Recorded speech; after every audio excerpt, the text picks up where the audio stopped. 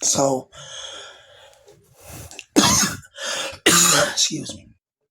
So it's been about a week since my friend passed away, and it's been one hell of a week, or a week and a half, or whatever. It feels like a month. It feels like an eternity. But when you lose somebody who was just there for you just a few weeks ago, less than a month ago, somebody you could talk to, somebody you could get advice on certain things, somebody that's seen you at your lowest, your weakest, seen you at your highest of heights and your highest highs, somebody you thought that was going to be a brother that was going to last a lifetime, then this evil, sadistic world has a very meticulous way of taking that from you. It has a sick way of finding people who you love and people you care about and then snatching them away from you forever. And the pain never gets easier. The sensation, it may dull a bit, but then it comes back like a fresh wound. It comes back like a fresh river after the monsoons. The waters just pour into the river basins and the adjacent corridors. And you got to put this on top of not having a woman in your life, not having a girl, that can just be there for you, a girl just to rub your damn back, a girl to kiss you, a girl to miss you, a girl that's going to represent you, in a good way, in a positive light. But a lot of us, man, we're in such deep emotional straits. We go through so much hell in life, and it makes no damn sense. It really doesn't. How we can keep on facing these battles relentlessly and persistently, and yet there's no really big victory at the end. This whole world seems designed to want to extract as much negative energy from you as possible. And this whole week, man, the only thing that's been on my mind is my friend. I've been having dreams and going over conversations, feeling guilt about what I should have done and what I shouldn't have done, and just this deep feeling of guilt. This is a low vibrational frequency. There was nothing I could have done to stop my friend from committing Japanese honorable neutralization, right? There was nothing I could have done or said. When somebody has their mind made up, they have their mind made up. And it's so disheartening when you see intelligent men, intelligent people that are just vanished. They're just gone. All because of different types of emotional fluctuations. And taking my friend, he had lost his sister not too long ago. And, he lost her to a drug overdose. Let's just leave it at that. Came find her, the night before, they were playing Fortnite, just talking, Then the next thing you know, in the morning, he noticed that she didn't wake up, and, usually she'll wake up and take the dogs out to use the bathroom and fix some food or whatever. She noticed that he noticed that the food, that he wasn't smelling no bacon or no eggs at a certain time, like around 7:30 or 8 or whatever. Basically finds his sister, she was unresponsive, she couldn't wake up, and according to the coroners or the doctors or whatever, she had passed away over several hours ago, so she's been gone for like hours and he didn't even notice, and that ate at him. He was like, if only he would have paid attention, if only, because sometimes he would like knock on her room late at night to bug her or annoy her, or like to get like a lighter or something like that, in case like his lighter breaks or whatever. Usually she'll be up because she used to game or whatever. And that was eating him alive. And then he had other psychological issues. He had problems getting a job, problems getting a girl, all the things that we go through in this situation. But it just seems that, in the Bible it says God never puts more than a man can handle. Well, how does that explain people who delete themselves? A lot of people have deep psychological issues that are interwoven in the different aspects of their character and attributes, and it emulates, it pulsates, it signals like one of those glowing octopus in the bottom of the depths that it will signal itself. It will show light, and then it'll attract all the fish nearby or predators, and it has to defend themselves or it has to survive, right? It's, you know, we got to really be strong in this situation. My best advice for guys like us, or some advice, is when you're alone, whenever you get those little moments of peace and clarity, let's say you come home from work and maybe your parents, your brother is gone or something like that, or maybe you're at work or you're waiting at the bus stop and it's quiet. Take those little moments of clarity and just think to yourself, man. Just think about whatever you want to think about. Just think to yourself.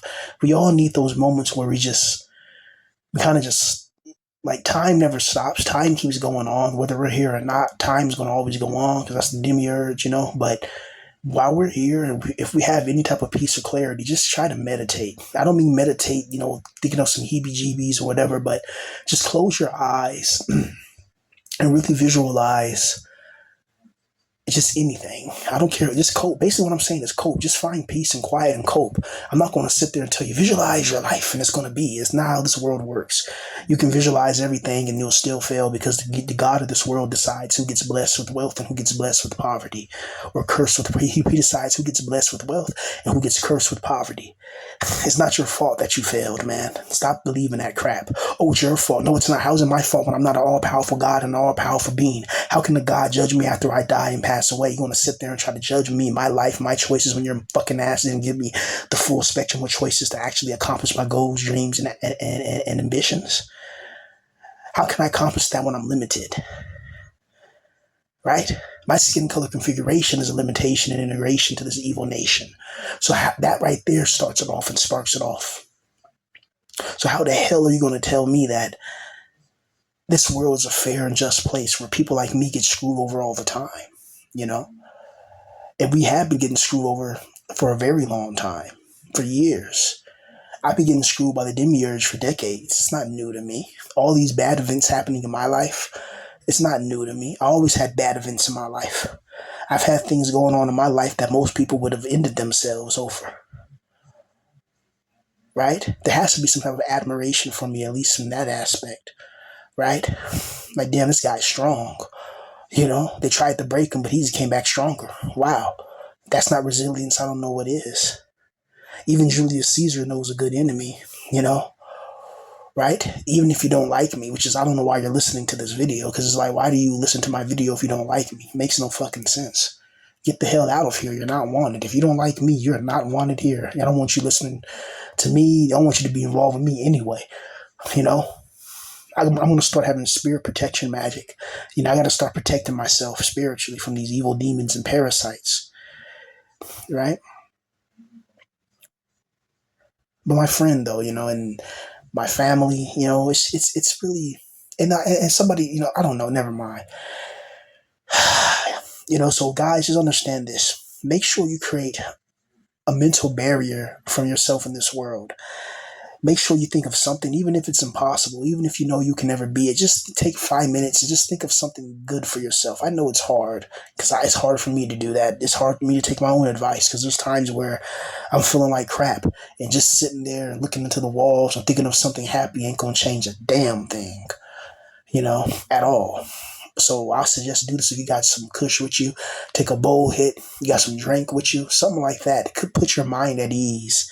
And then just start, is it called maladaptive dreaming? What is it called? I forgot what it's called. Where you just kind of just sit there in the daytime, create a whole fantasy world. I do that. I used to do that a lot more. I do it now, but not as much. But where you would just sit there and you would just create entire world. I used to do that a lot when I used to get it faded when I was younger, my early 20s, bro. I used to write more in there than I did the actual writing in real life. I used to create entire storylines, entire kingdoms, entire empires, rules of war, you know what I mean? Different types of spaceships, like I'll go online and find different types of spaceships, like from DeviantArt, and I'll make my own, I'll make my own versions of them and name them, you know what I mean? And different types of enemy weapons and armaments, and just create, like I used to love creating my little characters and stuff like that and try to implement them in my own little mind, so, and then I noticed that in real life,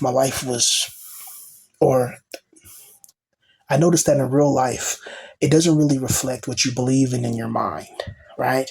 And a lot of us have been going through a lot of deep emotional things that left deep emotional scars for a very long time.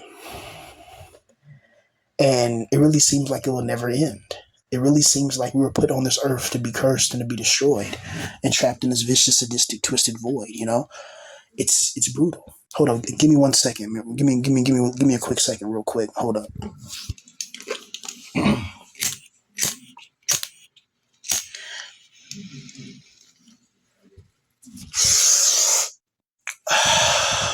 All right, we're back in business. Now, over time and over all this pain that we go through, we change as a person. Like, I'm not the person that I was a few years ago. And I feel like I'm not the person that I was meant to be. I feel like I'll never be the person that I was really meant to be in this world. Simply because how the world is orchestrated, organized, and systematically corrupt to the point where any type of real righteousness, any type of real movement that actually gets the goalpost to move in a positive direction is going to be destroyed. It's going to be sabotaged. You know, Nikola, Nikola Tesla rediscovered free energy technology. And for that, he was neutralized. Well, amongst other things, he was neutralized, and his research and his data was hidden and classified. If Nikola Tesla was just some fantasy, then how come the United States military, the United States government, has some of his documentation classified to this day? What's so classified about Nikola Tesla that even in 2026, years after the war is over, you still don't release those classified documents, and you're not going to release those classified documents to another 5 generations where everybody's far removed from the generation of World War II. Right now, there's people still alive, that grandfathers or their grandpas or hell, their fathers fought in World War II. Hell, I grew up when I was growing up. You see World War II veterans everywhere. I seen German World War II veterans, British World War II veterans, American World War II veterans, Canadian World War II veterans. Australia, World War II veterans. Like, I used to see World War II veterans all the time. Just like back in our days, like a lot of us, we grew up playing World War II video games, and it's interesting how times have changed. Where I feel like a World War II vet due to all the PTSD and all the crap that I've been through in this world and I've been through in this life, and the things I continually have to go through in order to try to gain spiritual knowledge, wisdom, and understanding about this evil dimension that I find myself being tormented in. Our souls, our eternal souls have really been through a lot, especially guys in our position, in our situation. I mean, just look at our lives. Like, we know it's not normal. We know that we should have a family, we should have a wife, we should have kids, we should have a car, we should have a house, we should have all these things, but they're not easy to obtain. It's not as simple as waking up, going to the 9 to 5, looking on your paycheck a couple of Fridays away, and then being like, yeah, I can give me a house, a car. I can do a lot with this check. It's not like getting paid $3 million or $300,000, or getting paid $100,000 a month or something like that, something ridiculous like that. I heard that one guy, Ninja. I think one time, I know you guys know about Ninja. He used to be like a famous Fortnite creator or whatever. He's pretty famous. He's a famous streamer, Ninja. I know you guys know who that is. I think he said in 1 week he made like $6 million, in like 1 week because of all the like ads and all his stuff adding up. And I'm just like, damn, in a week? Then I said usually, and I think he said usually within a month he makes about a couple of million, $2 million a month. This was a while back, so I don't know if it increased or got low, but this is when Ninja was in his prime. He was a prime streamer, a prime gamer, and he was making a lot of money. And I'm like, how does somebody make millions upon millions of dollars playing video games, where I play video games just for the fun of it because I love the video games I'm playing. And I don't get paid no freaking millions of dollars, like that's ridiculous. But I understand that the demiurge blesses who it wants to bless. I know people don't like me using religion, or not, it's not religion, but using spiritual connotations in association with this evil nation. But Like I said before, there's people way more powerful than me, people that control your money system, and they believe in these interdimensional beings. They worship them, they do sacrifices to them, and they do a lot of esoteric and conspiratorial things in the shadows that the public is not supposed to even catch whisper about, but we do, you know, but we do. Me and my friend we used to stay up late sometimes and talk for hours. And I remember we had an interesting conversation in 2020. This was when the world was in a certain stance, a certain state of emergency. Let's just say that. And I remember we were just talking about it, and we were just talking about how crazy it is, and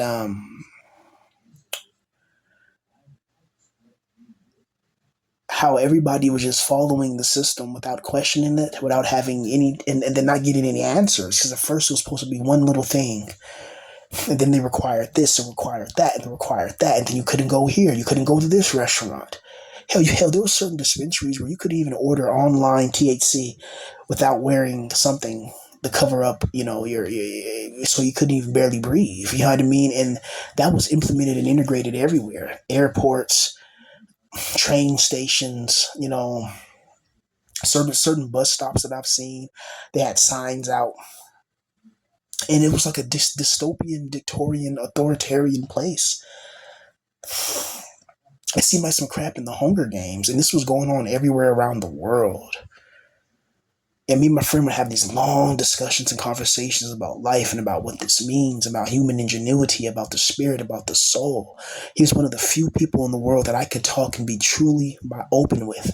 I could truly be myself. I didn't have to, you know, try to hide certain things. I didn't have to dumb myself down. A lot of times I find myself dumbing myself down because a lot of times, because you gotta understand, since I was a schizophrenic and I didn't have that, I was a need for a lot of times. I would do a lot of reading and a lot of studying and analyzation and investigation. So this is why when I speak certain things, certain people think that's what the hell? He's talking about giants underground. Is he crazy? But they don't understand where I'm getting this information, who I got the information from. They don't understand it. They think I'm just talking out my ass. Then you research the Native American shamans, ancient Germanic priests, ancient people of the Druids, and then you all start noticing they say the same thing. That supernatural beings help kind of dictate humanity's goings and comings, right? Comings and goings, right? Whether it's artificial life expansion technology, which is something they'll never tell the public. Remember in the Bible where they said people used to live 800 years, 1,000 years old? You don't think some Illuminati member who's drinking, blood or something evil and wicked in the shadows is at least 500 years old secretly, but you will never know their name? Because if you knew their name and they haven't been passed away for 300 years, you start asking questions, so they keep them hidden. You don't think there's supernatural beings and elements that we don't know about? Do you think everybody that experiences ghosts and hauntings is just making it up and it's all in their mind? Do you think when you pass away, you want to see a bright light and you're just going to go to the light and live happily ever after? I wouldn't be surprised if there's like a purgatory dimension that's like a replication of this dimension where you pass away and you wake up, and while you're being reincarnated, it's like a world similar to this but worse. You know what I mean? Just imagine just a grimy place, like maybe 1970s New York, something like that. Old school mafia, Las Vegas, old school Italian mafia, Italy, something like that. I don't know, like just something that's cutthroat, and imagine you go to this purgatory dimension and it's kind of like this, but it's worse where you're gonna have to find a job, you're gonna have to pay rent, pay bills. You're gonna do it's kind of like this, but except now, instead of being born and a baby, you're just an adult now, and you got to find your way. And then like the demiurge may come and visit every now and then. And everybody bows on the demiurge when he comes, and if he don't, he tortures you and he sends you to another dimension. And then in that dimension is like a hell or a fire prison, like the real thing, hell, until you get reincarnated again, or you just stay there if you're really bad against the demiurge. Like we don't know what's next. Wouldn't that be something if you pass away and you find yourself in another dimension where you're a fully grown adult, like where you were when you passed away or whatever, or even if you were, whenever it was when you passed away, and then you're forced to get a job or you're forced to do this, like you're forced, like a real world like this, where they tell you, oh yeah, this is just a purgatory realm. It's only until you get reincarnated back or whatever. And if you be good in this realm, maybe you have a higher chance of whatever, but you gotta bow and kiss the demiurge's ass at all times. Like me, at that point, I might as well just start just turn the cradles from God of War. you know, honestly, it's crazy. I still didn't see the full game of the new God of War. With Ragnarok, wherever it's called. I still haven't watched the full playthrough, even because it's just to me, God of War got it turned to like some type of sad cinematic movie, some type of old guy who's, oh, I shouldn't be bad, and it's just pussified. Damn, let me just say it. I miss the old God of War, but I'm gonna need the heart of the old God of War to defeat to defeat the demiurge and his minions and goons. What a very interesting life some of us live. Some of us, our lives are constant battle. To other people on the outside, they may be watching with intrigue because their lives are so boring. Their lives are so mundane that people like me that always have something going on in their life that's negative, they're like, damn, that's interesting. It's not interesting when you're going through it. Watch when I become a famous rapper, how quickly people will change. If I really start popping and you see me flat, like really see me getting money for real, you see me get a new home, car, all these wonderful things, a girlfriend, honestly, I probably keep all that stuff really private, honestly. That's probably the best thing to do going forward. But if I was ever to become famous and wealthy, watch how many people will try to switch up on you, you know? And it just shows you what human nature is. A lot of it is just fakery and trickery and deception utilized as a powerful weapon. I wonder, man. I really wonder what's going to happen after all of us are gone, you know? Because the person you are now will never be replicated again. The family that I've seen passed away, my friend who should be alive right now, he wasn't that old. He's actually a couple of years younger than me, you know? Me and him should be alive for another 30, 40 years. But I can't see myself being alive for 40, 30 damn years. Hell no. Like, because there's so many things in this world that can go wrong. The cancer in the chemical compositions that create cancer in the food, the air that's unbreathable, the microplastics going into our bloodstream every time we go out to eat somewhere, or, go to some place and they use plastic Tupperware and plastic forks. Like just like Tudor England. If you guys know anything about Tudor England, in Tudor England, King Henry VIII, they used a thing called pewter or pewter. Yeah, pewter like metal. And it had a high concentration of lead. And so everybody eating at the Tudor court, like nobility, they'll eat out this pewter metal or silver, and all of them got like lead poisoning. But it was slow, and it took an accumulation of years.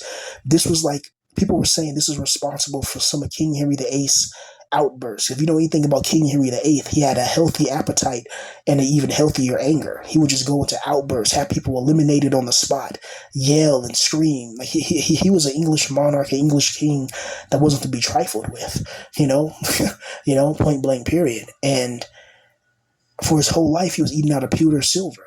And then that eventually led to his demise. So a lot of us eating out this plastic, try to get you some metal or get you something, and eat out of that. Even I have a bad habit too, eating out of plastic forks and plastic bowls and plastic. I got to stop all that plastic, and start eating out of glass, or eating out of ceramic bowls, or eating out of things that don't give us any type of chemical poison, And a lot of these diseases, a lot of these chemicals, they accumulate into our bodies slowly. It takes years, decades even, for some of these chemicals to even become apparent. And by then, it's just too late. It's crazy how we have to protect ourselves. So protect your mind in this grind. Protect your mind in this world, Keep your hobbies, that make you happy, that make you cope. Make sure you keep those. Make sure you read. That's another important thing, is every now and then, make sure you read every day. I used to read every day, not so much, but That's what helped expand in my mind. And I would read from different angles. I would read with people who agree with me, and I would read people who disagree with me. I would learn both the talking points. I would learn why somebody disagreed with me and what were their talking points. Then I'll learn things that I agree with and why I agree with them, and then I'll learn their talking points. And I'll look at things from different types of angles, different types of perceptions and perspectives, so I can gain a full, better understanding of the situation, you know? But yeah, man, this world is just brutal. This world is just evil. And I really wish I could go to another dimension where I'm free, where I can be anything that I truly wanted to be and not be bothered with the evil that this world loves to always contend with. It's very brutal indeed.